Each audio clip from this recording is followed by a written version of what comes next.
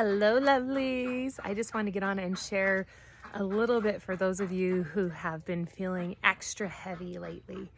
Sometimes we don't realize when we are feeling down and we're feeling heavy and we're feeling anxiety for unknown reasons, or we're suddenly feeling more depression for unknown reasons. And you're looking around and you're like, well, I have a few things going on that are kind of chaotic, but the things that I'm feeling aren't seeming to be justified by what's going on around us. And one of the keys to remember is that we have holidays coming through.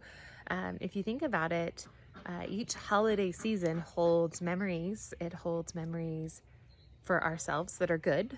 It holds memories for ourselves that are not so good. And it holds those memories and those energetic impressions of other people.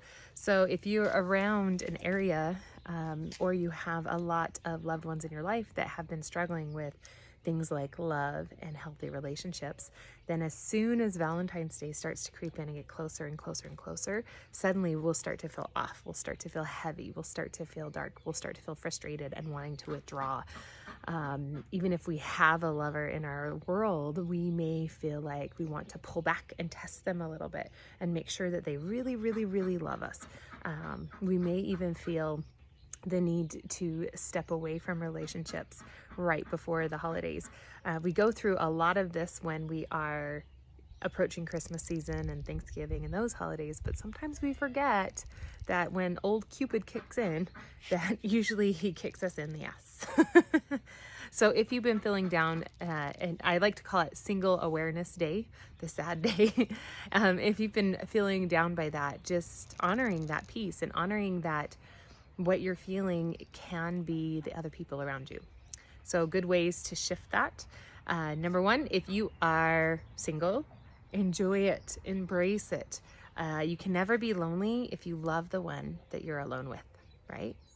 And I know while I was single for 7 years, I found so much freedom because there were zero expectations. So I wasn't going to be disappointed by somebody who would pretend to love me and didn't really love me. I wasn't going to be let down.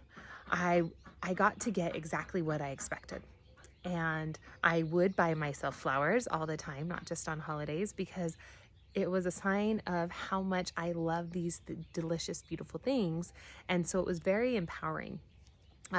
Number two is if you're in a relationship, tune in if you're having a frustrating time and if you're struggling in your relationship and you're starting to question all the things without a real reason. You're just maybe more irritable, and suddenly things that they do start to really bug you.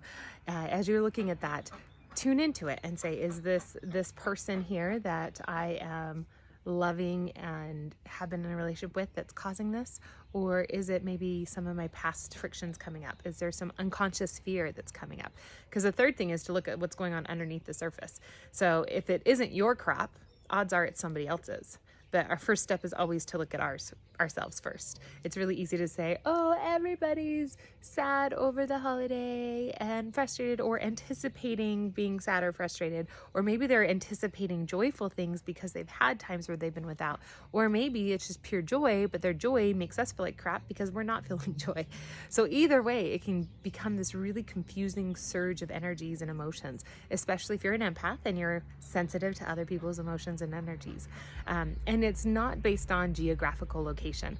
That's a huge piece right there, because just like the sunlight hits everywhere in the world, doesn't matter where you live, at some point it's going to hit you. So energy is the same way. It can travel so far and it doesn't even matter where you live in order to get it. Also, if you are in a relationship, allowing yourself to set aside your expectations, remembering that the gift is the love itself. It's not actually the junk we receive. It's being loved, being thought of, having somebody connect with you and just share their heart. And, sometimes even just claim you and say, I love being with you. And that's what I mean by claim, not possess or own. Hopefully some of this helps.